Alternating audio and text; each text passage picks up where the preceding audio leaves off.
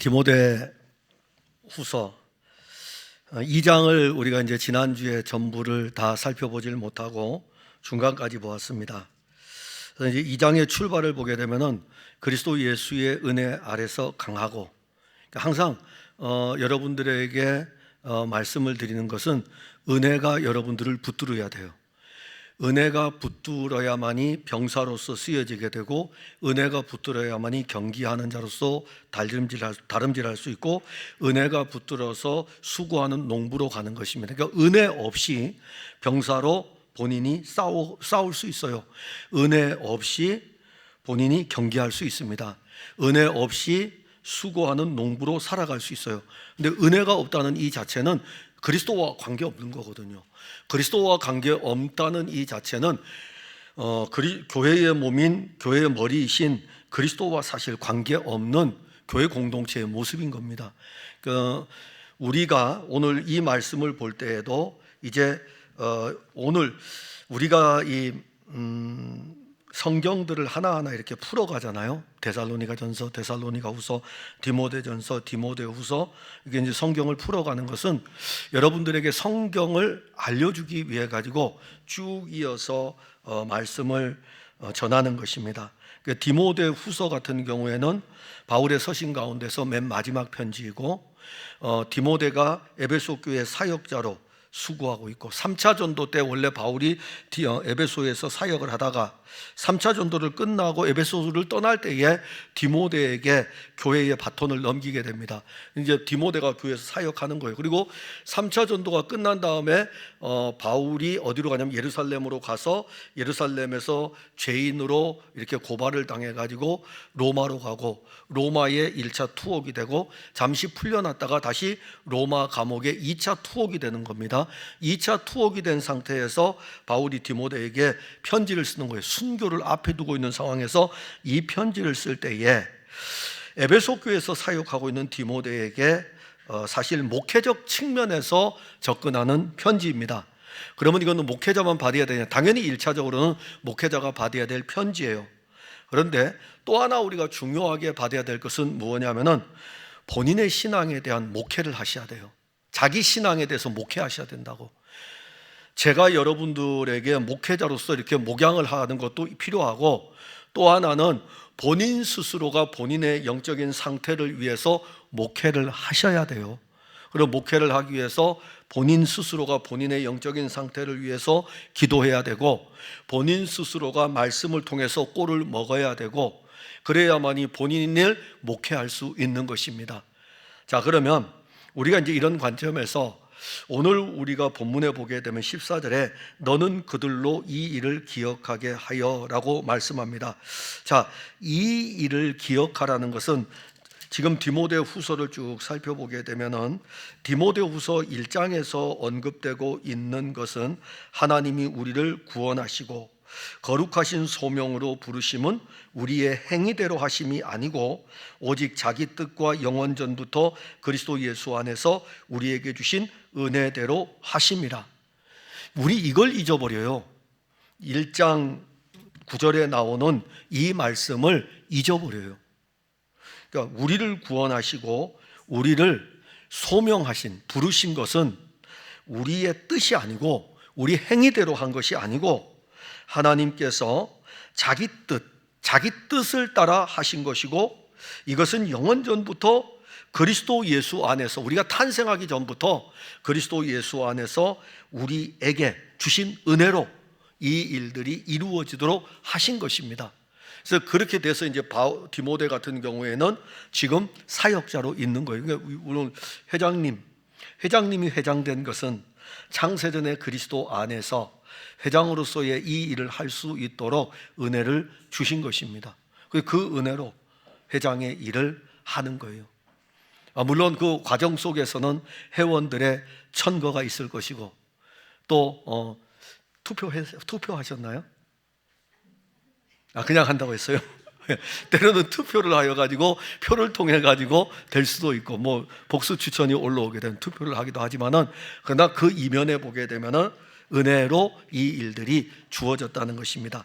그리고 2장에 오게 되면 2장 1절에 보면 내 아들아 그러므로 너는 그리스도 예수 안에 있는 은혜 가운데서 강하고, 자, 이런 영적인 부분들을 가지고 디모데에게 편지를 쓰면서 이거를 기억해야 된다. 그러니까 늘 우리가 기억해야 되는 것은 내가 구원받은 은혜, 그리고 나를 부르신 소명에 대한 분명한 확신, 이 은혜들을 늘 기억하고 있어요.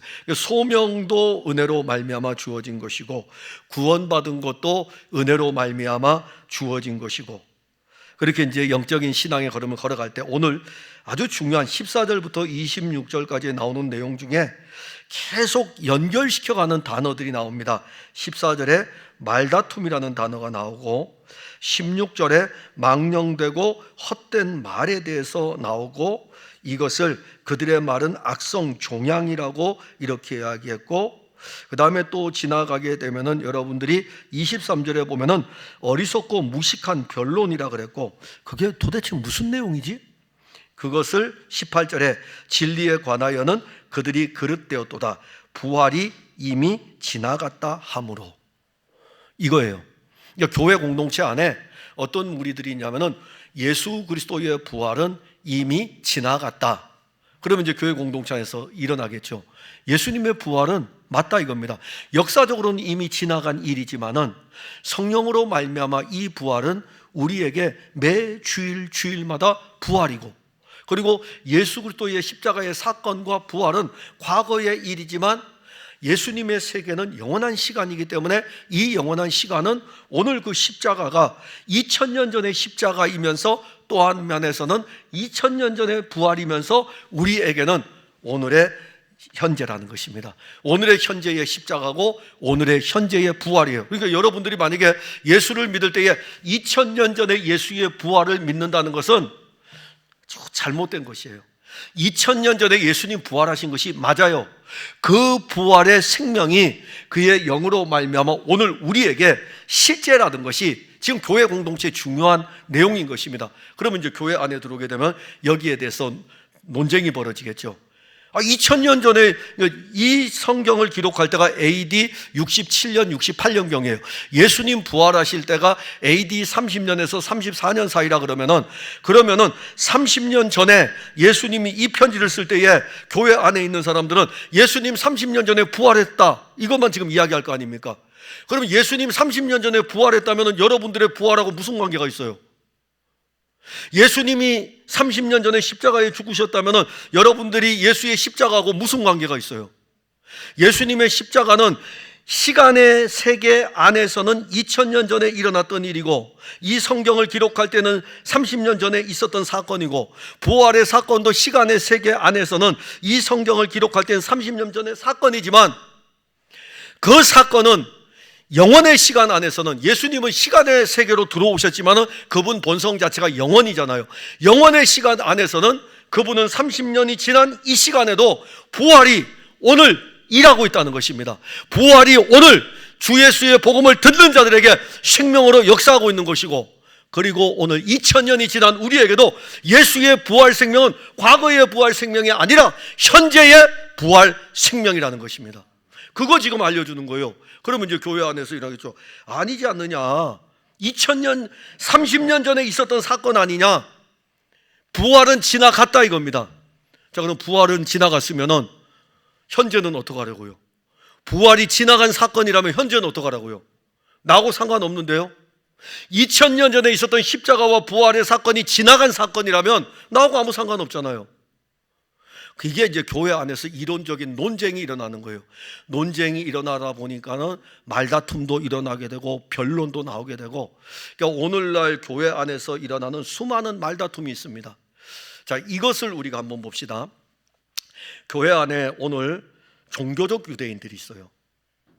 자, 유대인들은 누굴까요? 유대인들은 그리스도가 하나님의, 예수님이 하나님의 아들이심을 믿지 않는 사람들이고, 그리고 이 유대인들은 예수님이 하나님의 아들 그리스도임을 믿지 않기 때문에 자기가 율법을 지켜서 의에 이른다고 생각하는 사람들이에요. 이게 유대인들의 공통점이고, 특히 유대인들 중에 바리새인들은 자기들의 종교적 열심을 통해 가지고 하나님을 기쁘시게 할 수 있다고 하는 세력들이 그때의 바리새인들입니다. 이들에게는 예수 그리스도와는 아무 상관이 없어요. 그러니까 만일 오늘날도 교회 안에서 예수 그리스도가 여러분들하고 아무 관계가 없는, 생명의 관계가 없는 그런 여러분들의 교회의 출입이라면은 이것이 이제 교회 안에서 말다툼이 일어나죠. 그래서 나타나는 게 뭡니까? 그러니까 끊임없는 논쟁이에요. 끊임없는 논쟁. 목회자들 안에서도 일어납니다. 그래서 심지어 구원받은 이후의 삶에 대해서 성도의 성화의 이 부분을 언급할 때에 어떤 사람들은 내가 예수 믿고 구원받으면 성화는 내 힘으로 노력해야 된다는 사람들이 있어요. 교회 안에 있어요.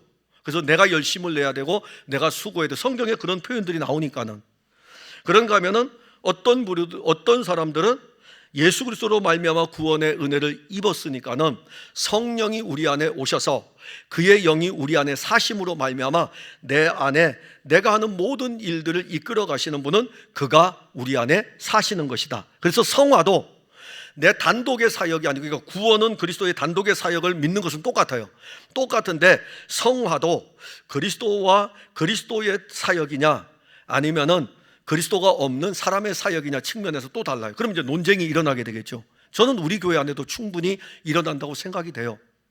충분히 일어난다고 생각이 되는데, 이것이 이제 교회 안에서 끊임없이 말다툼이 일어나는데, 구원을 그리스도의 은혜로 말미암아 받고 난 이후의 삶에 대한 논쟁은 일어나도 그래도 구원받은 이 은혜가 있기 때문에 괜찮지만은 오늘 이 디모데 후서에 보게 되면은 이것은 지나갔다는 것입니다. 지나갔다는 것은 나하고 관계없다는 거예요.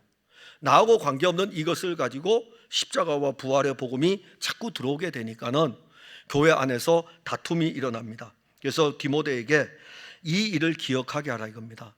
우리를 거룩하게 하신 분도 그리스도고, 우리를 부르신 분도 그리스도이시고, 구원을 주신 분도 그리스도이시고, 이 일을 기억하여 말다툼을 하지 말라고. 즉 교회 안에서는 논쟁은 절로 안 좋습니다. 그러니까 교회 안에서 논쟁은 자기 자랑이에요. 자기 자랑이에요. 자, 참 조심스럽습니다. 그러니까 설교자가 제일 어려운 거예요. 왜 어려울까요? 교인들이 항상 쳐다보잖아요. 설교한 대로 목회자가 살아가냐 안 살아가냐 보고 있잖아요. 그게 제일 어려운 거예요. 그러니까 교회 안에서 논쟁을 하게 되면은 논쟁을 하는 사람들은 그 논쟁에 대한 삶이 실천이 되느냐 하는 것을 보아야 돼요. 자, 내가 만약에 열심을 내 가지고 다름질을 하고 있는데 다른 사람이 열심을 내서 다름질하지 않을 때는 성경에 이런데 왜 다름질하지 않느냐 하면서 본인은 다름질하지 않는 거예요. 그러면 주변에서 보는 사람은 또 뭐라 그럴까요? 자기는 다름질하지 않으면서 나보고만 다름질하라 그런다고. 이런 것들이 계속 일어나 교회 안에 끊임없이 말다툼이 일어날 수 있는 요소들이 있는데, 이 부분에 대해서 디모데에게 편지 쓸 때 유익이 하나도 없다 그랬어요. 그러니까 어떤 일이든지 간에 우리에게 있어서 교회 안에서 일어날 수 있는 말다툼, 망령되고 헛된 말이죠. 그리스도가 아닌 자기중심적인 모든 말들은 유익이 하나도 없습니다. 논쟁에서 이기고 나면은요 오히려 더 불편해요. 복음이신 그리스도가 우리 안에서 흘러가야 되는데, 내가 마치 신앙생활하는 것이 최고고 내가 신앙생활하는 것이 옳다고 생각하는 것들을 계속 주장을 함으로 인해 가지고 논쟁 속에 들어가서 말다툼이 일어날 때는 나도 유익이 없고 또 논쟁당하는 그 사람에게도 유익이 없다는 것입니다.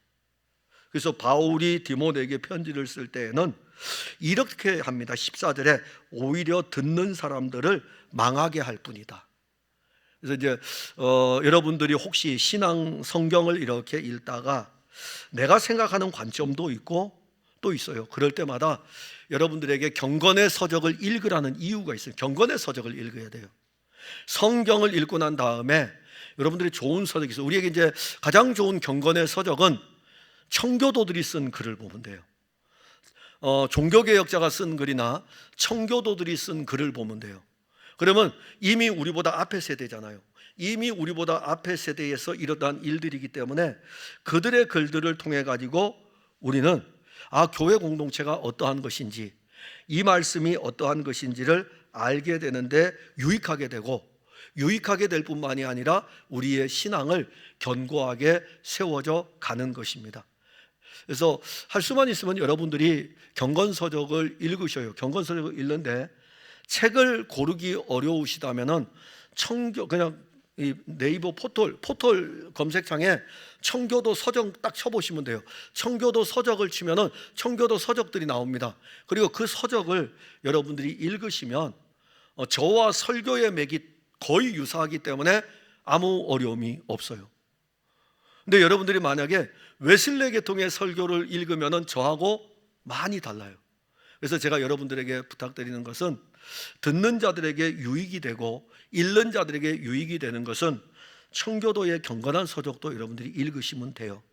근데 참 놀라운 것은 교회 역사에서 아주 유명한 인물들이 나옵니다. 근데 그 유명한 인물들이 성경을 읽으면서 은혜 받았다고 할까요? 아닙니다. 이 성경을 읽어서 설교를 했던 앞선 세대들의 글을 읽으면서 은혜를 받았다고 해요. 왜 그럴까요? 이 성경이 하나님의 영의 감동으로 쓰여졌는데 내가 읽으면은 내 주관적으로 해석해서 내 주관적으로 이해하는 오류에 빠지게 됩니다. 그런데 청교도나 앞서간 신앙의 선진들은 이 글을 읽으면서 자기들이 누렸던 것들을 글로 써놓잖아요.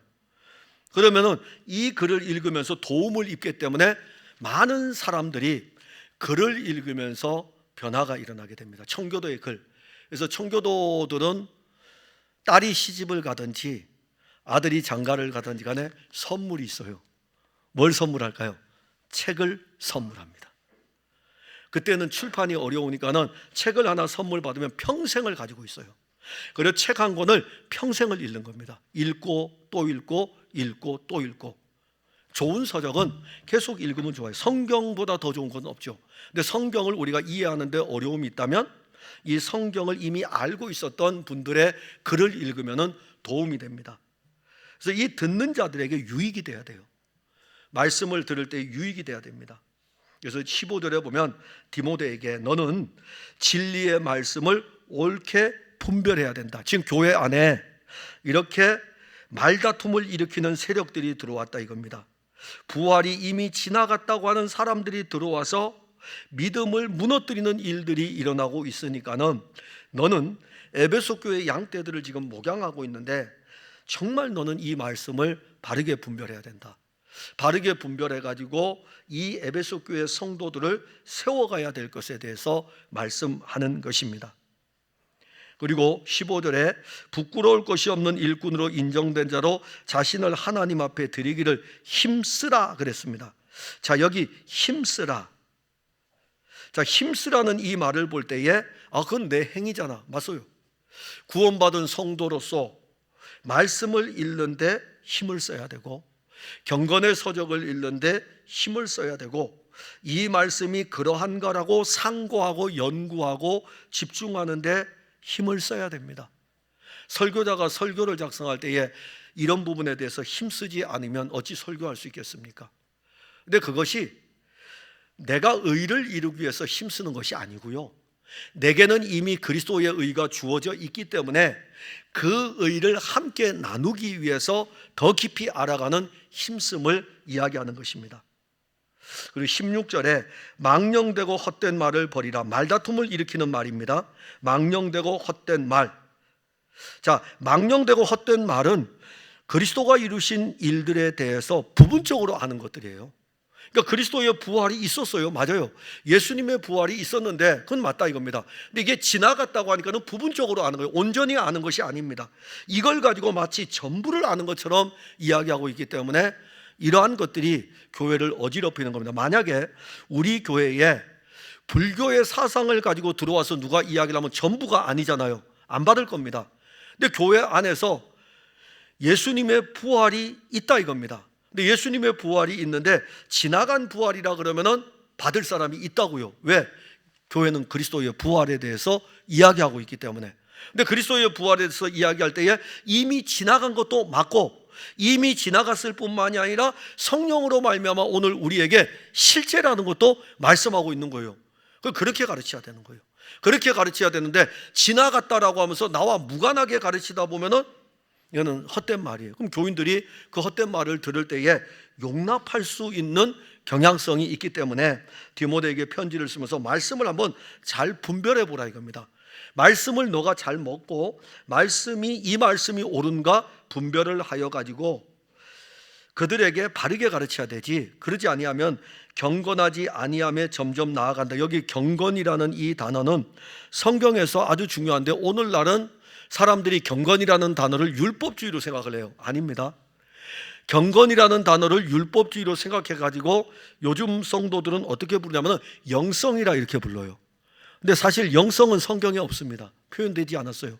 오히려 경건이에요. 경건이라고 하는 것은 하나님을 아는 거예요. 하나님을 아는데 하나님을 알려면 하나님이 보내신 하나님의 아들 그리스도를 아는 것이 하나님을 아는 거예요. 또 하나는 경건은 세속에 물들지 않는 것입니다. 그리스도 예수의 믿음을 가지고 세속에 물들지 아니하고 고아와 과부를 돌아보는 사랑의 실천까지가 경건입니다. 그래서 이 경건은 하나님 사랑과 이웃 사랑 전부를 가르쳐요. 하나님 사랑과 이웃 사랑의 전부의 실제는 그리스도 예수이고, 즉 경건에 이른다는 이 말, 경건하지 아니한다라는 이 말은 그리스도를 잘못 가르쳐 가지고 그리스도에게서 멀어지게 하고, 그리고 그리스도에게서 멀어지게 하니까는 경건함에 나가지 못하고 점점 멀어지게 되는데, 이것을 17절에서 악성 종양이라 그랬습니다. 악성 종양. 여러분 혹시 여러분도 건강하셔야 되죠. 그러니까 우리가 나이가 들면은, 저도 그래요. 저도 예전에 처음으로 50대 초반에 대장 내시경을 처음 했어요. 했는데 저를 진찰했던 장로님이 그러더라고요. 목사님, 이게 마취를 했거든요.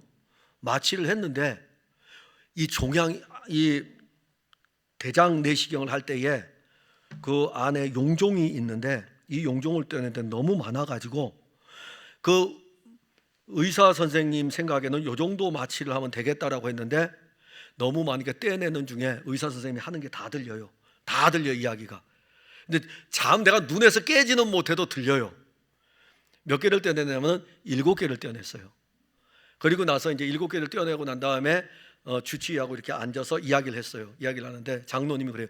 목사님 다 괜찮은데 하나가 악성 종양으로 갈 뻔했습니다. 그렇게 이야기를 하더라고요.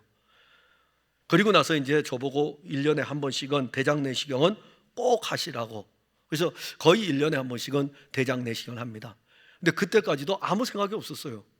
내 아내한테 이야기를 하니까는, 아내는 또 그런 계통의 근무를 하니까는 제가 받는 것하고 또 달라요. 제가 이 성경을 읽을 때 악성 종양, 여러분들은 어떻게 봤습니까? 여러분들에게는 악성 종양이 없으니까는 그냥 악성 종양이죠. 근데 만일 우리 중에 악성 종양이라는 것이 가족 중에 있었다든지 이렇게 하면 받는 게 달라요. 악성 종양은 치명적인 것입니다. 악성 종양은 고칠 수 없는 거예요. 그런데 교회 안에 침투하여 들어온 그릇된 교리, 잘못된 것들, 자기 생각의 어떤 성경 해석을 가지고 교회를 어지럽히는 세력을 향해서 이야기할 때는 그들의 말은 악성 종양이 퍼져남과 같다. 악성 종양이 퍼져가게 되면 죽는 거예요. 똑같이 그 거짓된 교리들이 교회 안에 퍼져나가게 되면 교회는 죽는 것입니다. 근데 놀라운 거는 그들의 이름을 언급해요. 후메네오와 빌레도가 있다. 참 부끄러운 이름입니다. 왜 주의 영이 이 사람들의 이름을 기록하고 있을까요? 만일 우리들이 신앙생활 할 적에 이 시대에 주님이 말씀하실 적에, 야, 교회 안에 악성 종양들이 있고 이것이 퍼져가고 있는데 그 중에 김 목사가 있어. 정말 부끄러운 일이에요. 여러분들의 신앙은 어떻습니까? 그리스도 예수로 말미암아 주님이 칭찬하는 믿음입니까? 아니면은 교회 안에서 악성 종양의 역할을 합니까? 저는 없다고 생각해요. 왜냐하면 우리 교회에서는 다른 어떤 것이 자리 잡지 못하도록 그리스도가 여러분들에게 공급되기 때문에 그 공급되는 그리스도가 어떤 분에게는 풍성하게 공급되기도 하고 어떤 분에게는 아주 조금 공급되기도 하지만은 그래도 우리 교회 안에는 거짓된 교리를 가지고 다툼을 일으키거나 하는 세력들은 교회 안에 자리를 잡지 못하는 것입니다. 그건 역으로 이야기하면 우리 교회에는 악성 종양과 같은 잘못된 교리들이 있을 수 없다는 것이에요. 그리고 없다는 그 자체는 우리 교회는 후메네오와 빌레도가 없다는 것입니다. 저 복이죠. 교회 안에 후메네오와 빌레도가 있다면 이 에베소 교회는 후메네오와 빌레도, 그 다음에 디모데라고 하는 사람, 그래서 디모데를 통해 가지고 후메네오와 빌레도의 이 그릇된 교리를 가르치는 이 세력하고 끊임없이 영적 싸움을 해야 될 부분을 언급하고 있는 것입니다. 18절에 진리에 관하여는 그들이 그릇되었도다. 진리에 관하여서요. 자, 이게 중요합니다. 삶에 관해서가 아닙니다. 진리에 관해서예요. 여러분들이 받은 이 복음에 대해서 그들은 후메네오와 빌레도는 진리에 관해서는 그릇됐다, 잘못됐다. 왜냐하면 부활이 이미 지나갔다 함으로 어떤 사람들의 믿음을 무너뜨리느니라. 자, 부활이 지나갔다 함으로 말미암아 과거로 자꾸 돌아가는 거예요. 우리의 믿음은 영원한 현재입니다. 영원한 현재예요. 예수님에게는 과거, 현재, 미래가 이 땅에 옴으로 인해서 우리는 시간 세계 속에서 과거, 현재, 미래를 살지만은 하나님의 아들 그리스도를 통해서 우리에게 이루신 이 구원은 영원한 현재입니다. 그래서 예수님은 어제나 오늘이나 영원토록 동일하시다는 것은 이전에도 그리스도의 구원이, 오늘도 그리스도의 구원이, 내일도 그리스도의 구원이 동일한 구원인 것입니다. 부활의 생명도 동일한 것입니다. 2000년 전에 디모데가 받은 구원이나 바울이 받은 구원이나 오늘 우리가 받는 구원이 동일한 구원인 것이에요. 바울이 부활의 생명을 가졌듯이 디모데도 부활의 생명을 갖는 것이고 오늘 여러분들도 똑같은 부활의 생명을 가지고 있는 것입니다. 지나간 거 아니에요. 지금 우리가 부활의 생명을 가지고 신앙생활을 하는 것입니다. 그리고 우리 후세대들도 똑같은 신앙, 이거는 주 예수 그리스도가 재림하실 때까지 이것은 동일한 것입니다.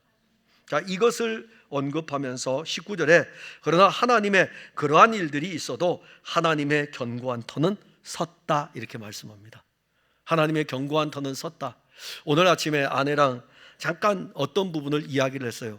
어떤 부분을 이야기하면서 어느 교회를 아내가 이야기를 해줬어요. 그래서 제가 이런 이야기를 했습니다. 그런 교회 때문에 주님은 한국 교회를 붙들고 있다.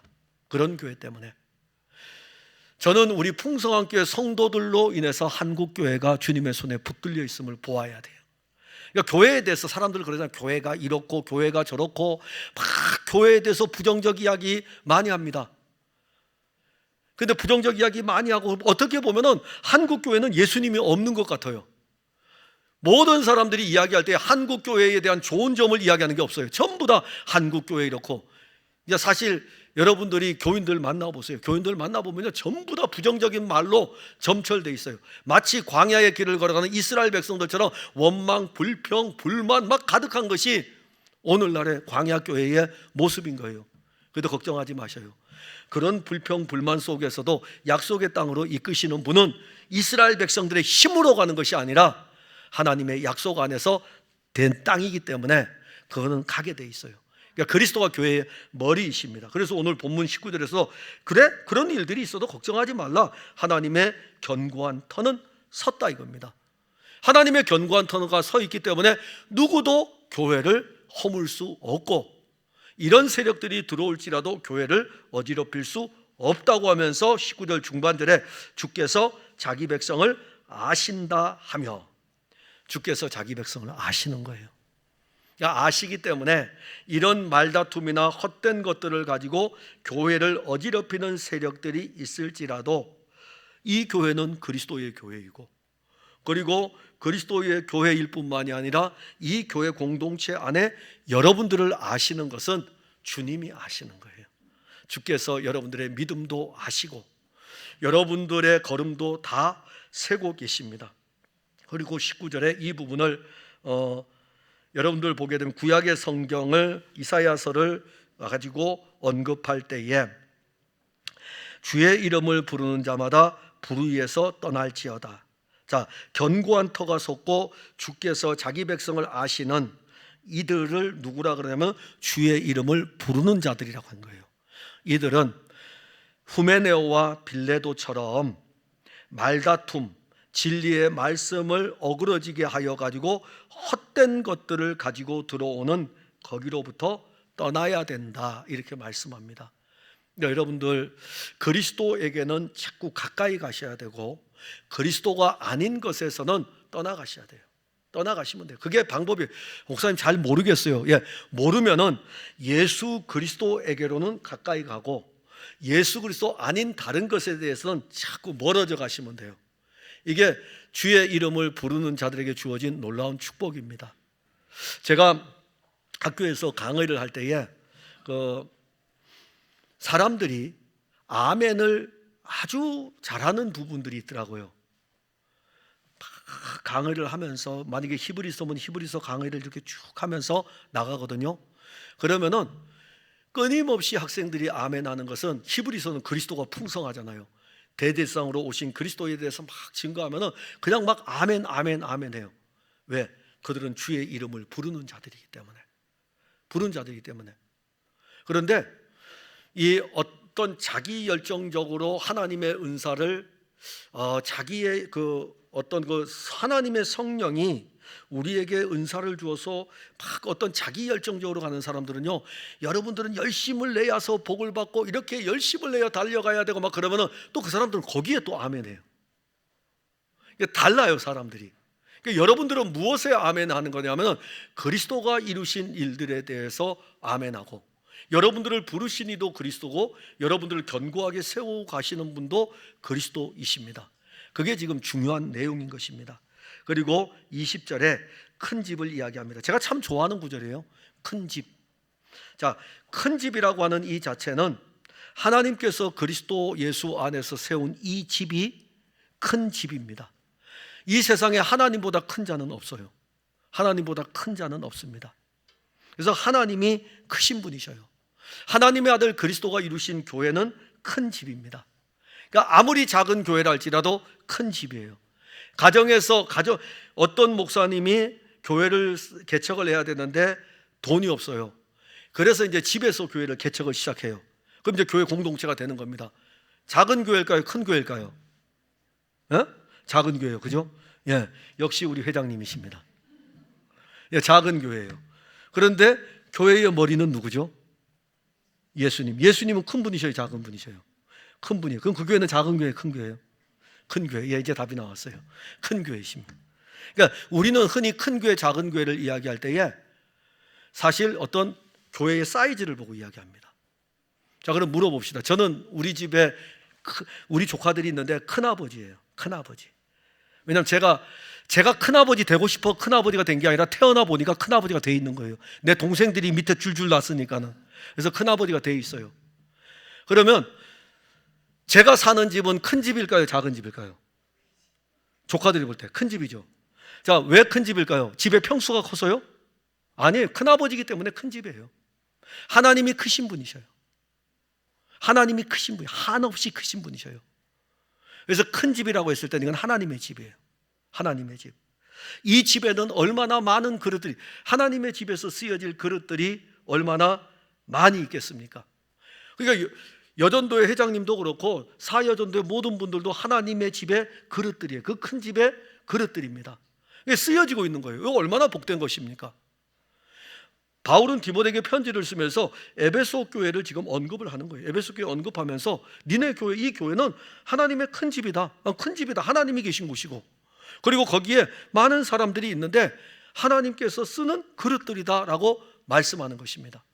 근데 중요한 거는 귀히 쓰는 그릇이 있어요. 천이 쓰는 것이 있어요. 자기 자신의 이름을 내는 것은 천한 거예요. 아니, 그 큰 집에서 자기 이름 못하도 돼요. 큰 집에서 큰아버지의 이름이 나오는데, 교회에서는 그리스도가 크신 분이신데, 그리고 우리는 그리스도의 이름을 부름으로 말미암아 귀한 자가 되었는데, 존귀한 자가 되었는데 뭐 스스로가 이름을 내려고 합니까? 그게 바로 천한 거예요. 그러면서 21절에 누구든지 이런 것에서 자기를 깨끗하게 하면, 자, 이런 것에서 자기를 깨끗하게 하는 것은 말다툼, 망령되고 헛된 말, 어리석고 무식한 변론, 이런 것에서 자기를 깨끗하게 하면, 즉 자기를 깨끗하게 한다는 것은, 자기를 깨끗하게 해줄 수 있는 것은 어떤 내가 가지고 있는 얄팍한 어떤 성경의 지식 이런 게 아니라, 성경 안으로 깊이 들어가게 되면 그 오묘한 진리, 그리스도의 부활이 지나갔다는 것이 아니라 그리스도의 부활이 오늘 내게 실제가 되고 있는 것을 알면은 그 사람은 깨끗함의 은혜 아래 있는 것입니다. 그러니까 그거 아는 거예요. 그래서 끊임없이 교회를 통해서 바울은 디모데에게 너가 공급해야 될 것은 바로 앞에서 언급했던 1장 9절 10절입니다. 하나님이 우리를 구원하사 거룩하신 소명으로 부르심은 우리의 행위대로 하심이 아니요 오직 자기 뜻과 영원 전부터 그리스도 예수 안에서 우리에게 주신 은혜대로 하심이라. 이제는 우리 구주 그리스도 예수의 나타나심으로 말미암아 나타났으니 그는 사망을 패하시고 복음으로써 생명과 썩지 아니할 것을 드러내신지라. 이제 이렇게 드러냈다 이겁니다. 드러내셔가지고 생명을 우리에게 주었으니까는 이것이 풍성하게 되면은 헛되고 망령된 어리석은 말에서 깨끗함을 얻는 것입니다. 그러니까 깨끗함을 얻는 것도, 우리를 깨끗하게 해주시는 것도 그리스도가 공급됨으로 말미암아 깨끗해지는 거예요. 내가 어떻게 나를 씻을 수가 있겠습니까? 아담의 본성으로는요 결코 깨끗함을 입을 수가 없는 것입니다. 그러면 깨끗하게 하며라고, 자기를 깨끗하게 하며라고 했을 때에 복음이신 그리스도가 우리를 깨끗하게 하면 어떤 그릇이 되게 되냐면 귀히 쓰는 그릇이 돼요. 그러니까 그리스도로 깨끗해지게 되면은 그리스도가 그 안에 있게 되고, 하나님은 그리스도를 통해서 일하시기 때문에 그리스도로 깨끗해진 그 사람은 주의 나라의 귀한 그릇인 것입니다. 그러니까 내가 어떤 많은 일을 했다고 해서 귀한 그릇이 아니에요. 내가 얼마나 헌금을 많이 하기 때문에 귀한 그릇, 그 교회의 귀한 그릇이 아닙니다. 각 사람들마다 그리스도 예수로 깨끗함을 얻어 그리스도 예수로 가득한 사람이 귀한 그릇이고, 이것이 주님이 쓰시기에 합당한 것입니다. 그러니까 우리 예수님 잘 보셔야 돼요. 예수님은요 부족한 것도 없고, 예수님은 능력이 없는 것도 없고, 근데 사람들은 내가 뭔가를 해야만이 교회가 될 것이라고 생각하는데 그 어리석음을 버리셔야 돼요. 그리스도가 붙들어 사용하시면 여러분들을 통해서 그리스도는 더 큰 일들을 이루어 가십니다. 그게 교회예요. 자, 중국이라는 나라가 있는데, 중국이 기독교가 처음 들어올 때가 당나라 때입니다.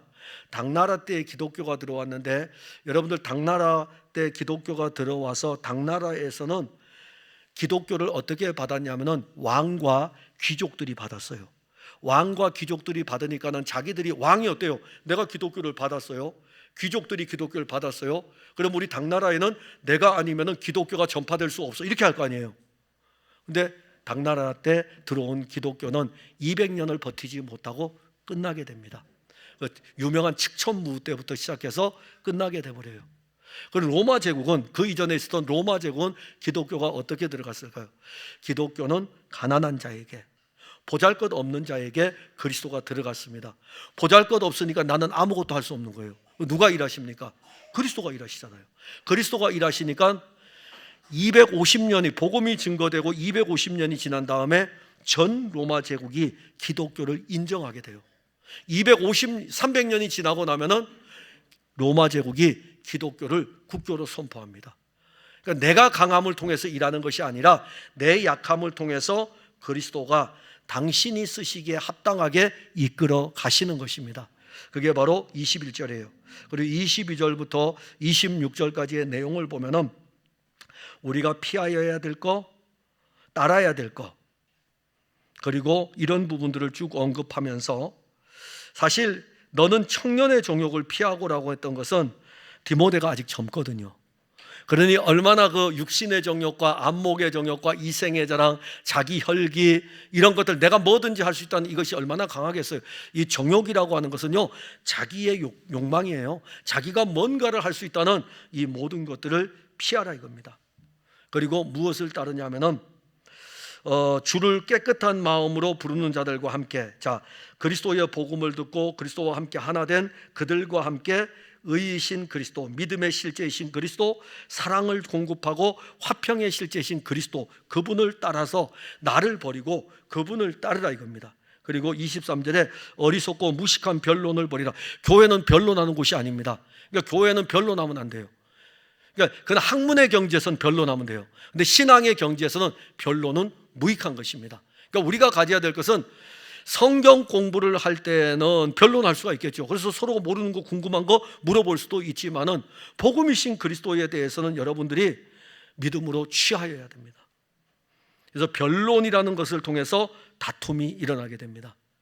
제가 학교를 다닐 적에 저하고 굉장히 이 학교를 하면서 신학을 하면서 그분은 순복음 계통이었어요. 끊임없이 다퉜습니다. 근데 지금 제일 친해요. 제일 친한데 만나면 그래요. 다른 사람들이 볼 때 그래요. 둘이는 언제부터 친했냐. 그래서 웃으면서 그래요. 한 학기 차인데 이분하고 저하고는 끊임없이 6학기 동안 끊임없이 싸웠다 이겁니다. 그냥 막 서로 앉으려고 얼마나 싸웠는지 몰라요. 근데 그는 이제 학문의 경지였었어요. 근데 신앙 안에서는 그분도 순복음이지만은 칼빈에 대한 사상을 받아. 그래서 그분이 논문을 쓸 때 칼빈의 사상을 가지고 칼빈에게서 주의 영에 대한 부분을 썼어요. 그러니까 여러분들도 무식하고 어리석은 변론 버리셔야 돼요. 그러니까 우리에게 이게 충분히 일어납니다. 그리고 이 무식하고 어리석은 변론이 일어나게 되면은 25절에 거역하는 마음이 일어나게 되고, 거역한다는 것은 누구를 거역합니까? 그리스도가 이루신 일들에 대해서 거부해 버리는 거예요. 즉 이 말은 아무리 그리스도에 대해서 설교를 해도 마음을 닫고 거역해 버리는 거예요. 이거 아주 무서운 겁니다. 결국 어디까지 가냐 하면은 말다툼으로 시작되는 이 종교적인 모습들이 끝에 가게 되면은 그리스도의 말씀까지도 거역하는 일들이 일어나게 됩니다. 자, 그리스도의 말씀을 거역한다는 이 자체는 누구에게 이제 붙잡히게 됩니까? 마귀의 올무에 붙잡혀 있는 영적 상태가 되는 것입니다. 그러면 이러한 자들에 대해서는 어떻게 해야 되냐면은 온유함을 가지고 끊임없이 가르쳐 줘야 돼요. 그거 외에는 없어요. 말다툼 하지 말고 네가 맞냐 내가 맞냐 하지 말고 끊임없이 온유함으로 가르치는 것을 해야 됩니다. 누구를 가르칩니까? 그리스도 예수를 계속해서 가르쳐 주어야 돼요. 그 사람이 그리스도 예수의 은혜 아래 설 수 있도록 계속해서 공급해 주어야 하는 것입니다. 이게 이제 디모데가 사역할 때에 이러한 부분들, 에베소 교회 사역하면서 교회 안에 이러한 세력들이 침투했으니까는 너가 이렇게 사역을 해야 된다 말씀합니다. 사랑하는 성도 여러분, 정말 우리가 복음이신 그리스도 예수를 기억하고 그분이 우리에게 베푸신 은혜를 생각한다면 우리 안에도 후메네오와 빌레도의 모습들이 늘 자리를 잡고 있습니다. 이것이 우리 안에서 꿈틀거리고 일어납니다. 그럴 때마다 누구에게로 가야 되냐면 은혜 아래서 강해야 되니까 은혜를 공급하시는 은혜의 실제이신 그리스도를 늘 먹고 그리스도를 마시면서 그분이 공급하여 주는 그리스도 예수의 이 풍성함을 가지고 간다면은 누구도 여러분들에게 변론도 하지 않을 것입니다. 그리고 여러분들은 자라서 어디까지 이르게 되냐면 그리스도의 장성한 분량에까지 이르게 될 것입니다. 기도하겠습니다. 하나님 은혜를 감사합니다. 우리 오늘 사여전도 회원들 그리스도 안에서 이렇게 구원의 은혜를 입고 또 이렇게 교회의 몸된 교회를 세워가는 데 있어서 그리스도의 몸된 교회를 세워가는 데 있어서 유익하게 사용이 됩니다. 함께 공동체 안에서 그리스도의 몸된 교회를 세워갈 때에 때로는 망령된 말, 허탄하고 어리석은 말, 다툼을 일으키는 말, 결국에는 거역의 본성도 등장할 수밖에 없는 이런 연약의 우리의 모습을 볼 때마다 우리를 부르신 주 예수 그리스도의 은혜를 알게 하시고 헛된 것들이 아니라 참이신 그리스도를 향하여 나아가도록 이끌어 주시며 모든 성도들도 참이신 그리스도를 향할 수 있도록 인도하여 주옵소서. 예수님 이름으로 기도하옵나이다. 아멘.